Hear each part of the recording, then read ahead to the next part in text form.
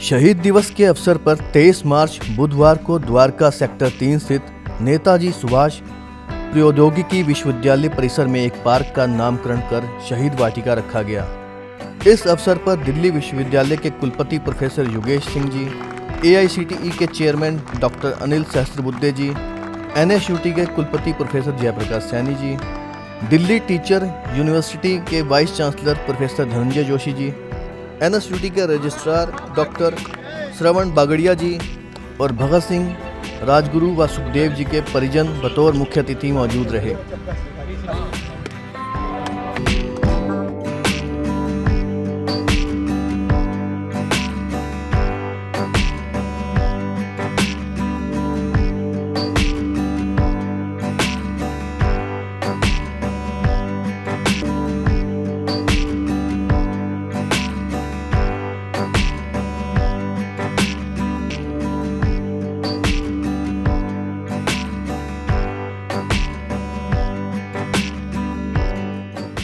और साथ ही पंजाब के हुसैनीवाला में स्थित शहीद स्मारक के यहाँ से लाई गई पावन मिट्टी को NSUT के शहीद वाटिका में वृक्षारोपण में डाला गया।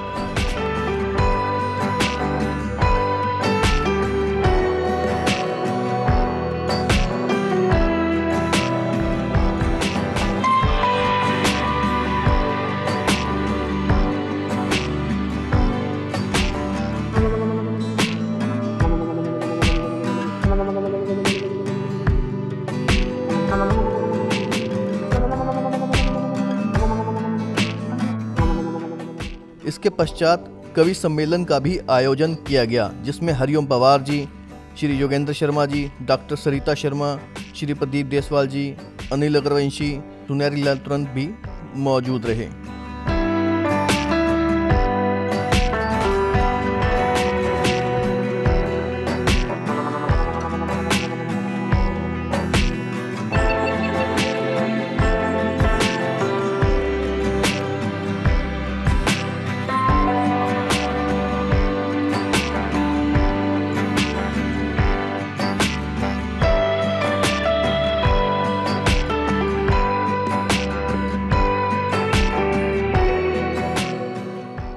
NSUT के रजिस्ट्रार डॉक्टर श्रवण बागड़िया जी ने भगत सिंह जी के जीवन व शिक्षा पर प्रकाश डाला।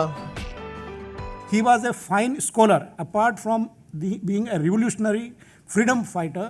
वो बहुत अच्छे स्कॉलर थे।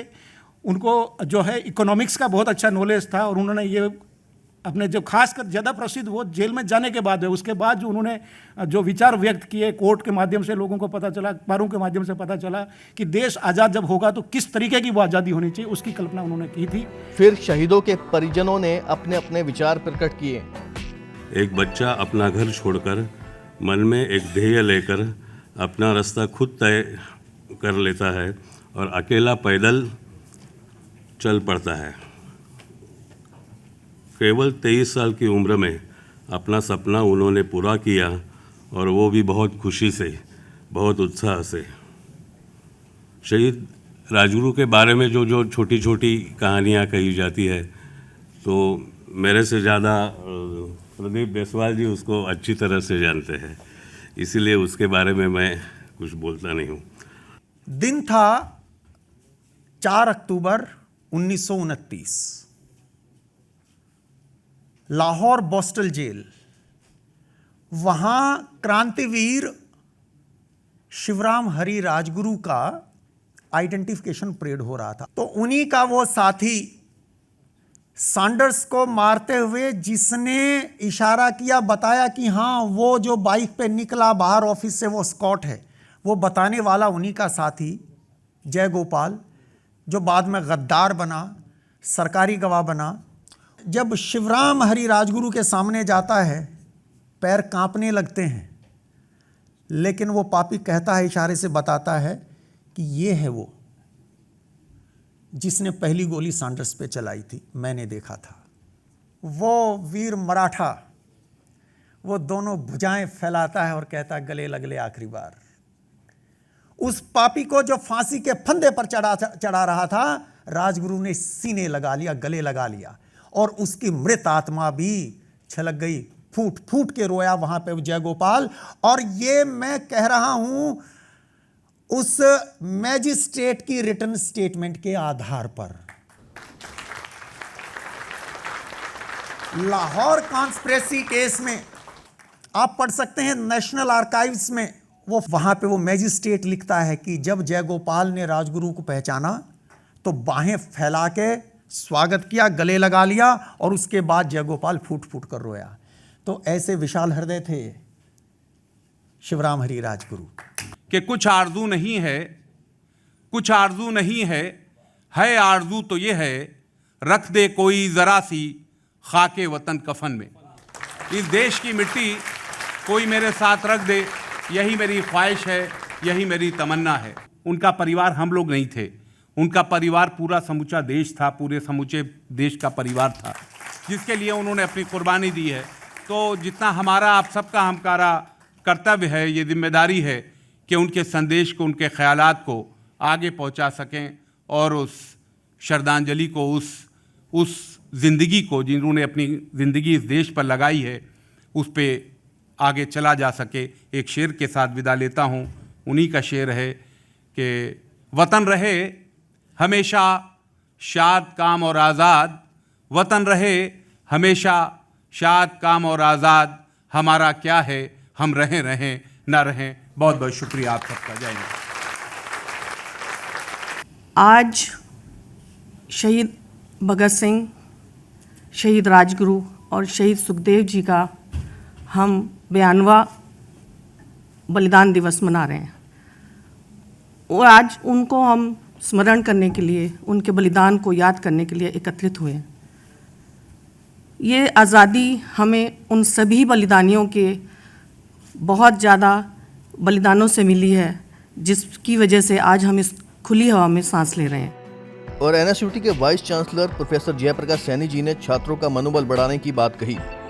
पूरे अमृत महोत्सव वर्ष के लिए एक निर्णय तो यही लिया था कि हम कैंपस में जितने भी पार्क हैं और बना रहे हैं उनको शहीदों के नाम पर रखेंगे।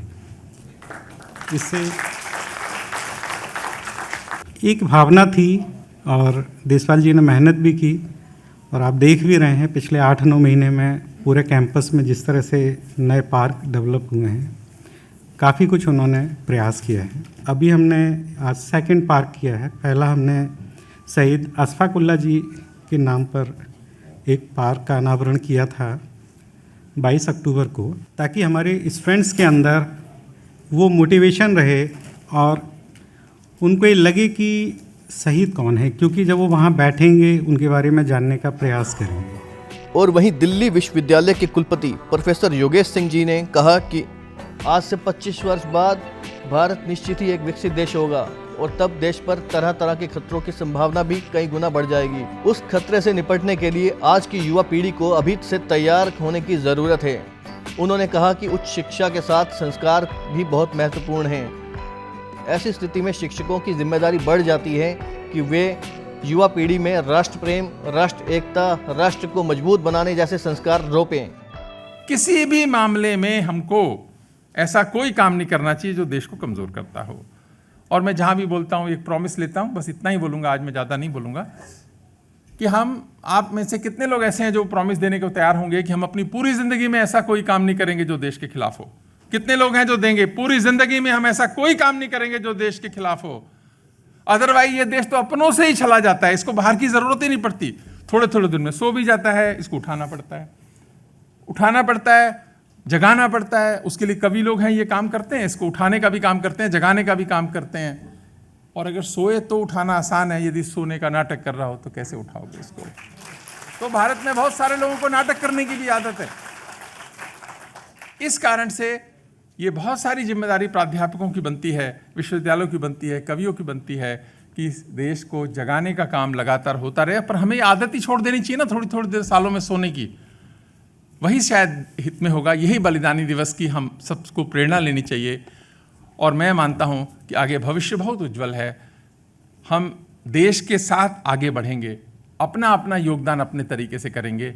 ऐसी प्रेरणा हम सब लें, यही इस दिन की सार्थकता है। और उसके बाद श्री प्रदीप देसवाल जी ने अपने चित परिचित अंदाज में कविताओं की पंक्तियों से श्रोताओं को तालियां बजाने पर मजबूर कर दिया। आजादी के लिए जगत में मोल चुकाना पड़ता है, आजादी के लिए जगत में मोल चुकाना पड़ता है, हंसते हंसते बलिवेदी पर शीश चढ़ाना पड़ता है।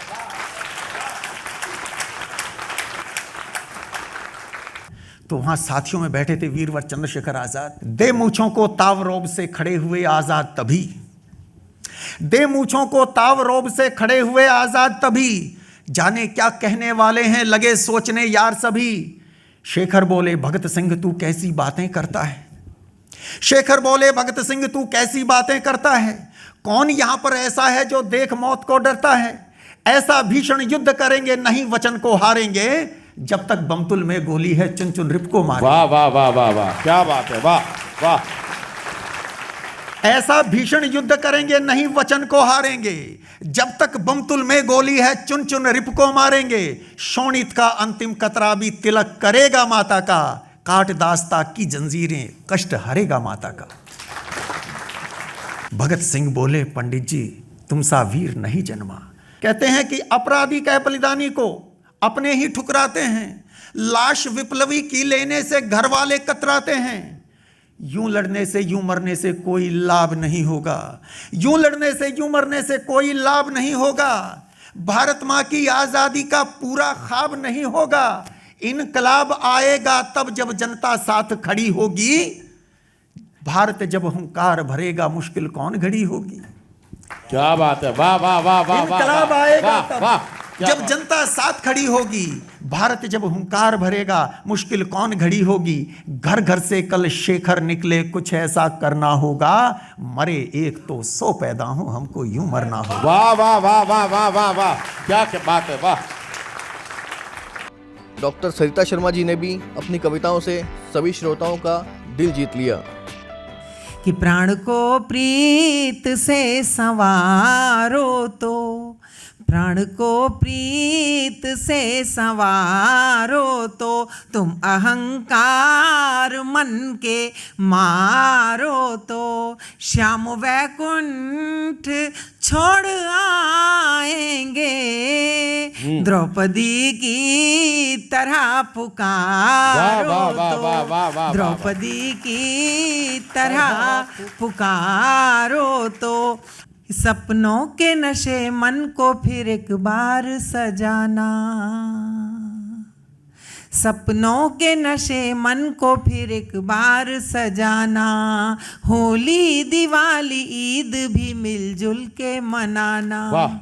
जो देश पर शहीद हुए उनकी याद में, जो देश पर शहीद हुए उनकी याद में, अगर हो सके तो एक दिया तुम भी जलाना। वाह वाह वाह वाह वाह, तुम भी जलाना। वाह।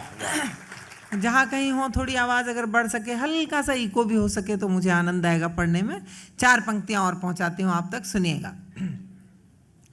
कि जय भारती जय हिंद हर एक जन कहे सदा, जय भारती जय हिंद हर एक जन कहे सदा। गंगो जमन की धार ये पावन बहे सदा। हमको वतन पे जान लुटाने का शौक है, हमको वतन पे जान लुटाने का शौक है। हम हो न हो हमारा तिरंगा रहे सदा, हम हो न हो हमारा तिरंगा रहे सदा, तिरंगा रहे सदा। और फिर श्री योगेंद्र शर्मा जी ने अपनी कविता से सभी में जोश भर दिया।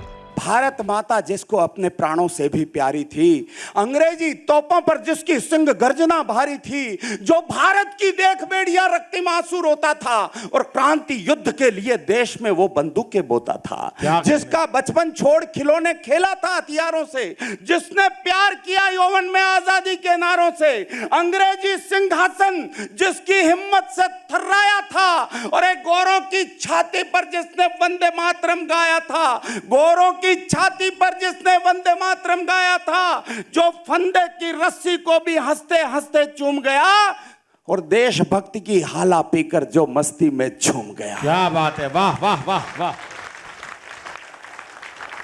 देशभक्ति की हाला पीकर जो मस्ती में झूम गया, भारत मां की आन बान के आगे सब कुछ भूल गया। क्या किया उसने 23 साल में? भारत मां की आन बान के आगे सब कुछ भूल गया और गीत बसंती चोला गाकर जो फांसी पर झूल गया। वाह वाह वाह वाह वाह वाह। उसके पथ की धूल उठा लो, उसके पथ की धूल उठा लो और माथे का श्रृंगार करो। हे भारत मां, हे भारत मां, कोख धरो, फिर भगत सिंह तैयार करो। हरिओम पवार जी ने अपनी कविताओं से सभी श्रोताओं को तालियां बजाने पर मजबूर कर दिया। जिनके कारण ये भारत आजाद दिखाई देता है, अमर तिरंगा उन बेटों की याद दिखाई देता है। उनका नाम जुबां पर लो तो पलकों को झपका लेना, उनकी यादों के पत्थर पर 2 आंसू टपका देना। जो धरती में मस्तक बोकर चले गए, जो धरती में मस्तक बोकर चले गए, दाग गुलामी वाला धोकर चले गए, मैं उनकी पूजा की खातिर जीवन भर गा सकता हूँ। मैं सूरज का बेटा तम के गीत नहीं गा सकता हूँ, मैं पीड़ा की चीखों में संगीत नहीं ला सकता हूँ। मैं पीड़ तालिबानी अब्बा चाचा जो भारत में आएंगे, ओसामा की तरह कफन के बिन दफनाए जाएंगे। जो घुसपैठी घाटी में बारूदी गर्म हवा देंगे, जो घुसपैठी घाटी में बारूदी गर्म हवा देंगे, हम उनको जन्नत की 70 हूरों से मिलवा देंगे। हम उनको जन्नत की 70 हूरों से हम उनको जन्नत की 70 हूरों से मिल। Sanjay Mohan, Indian news, Delhi.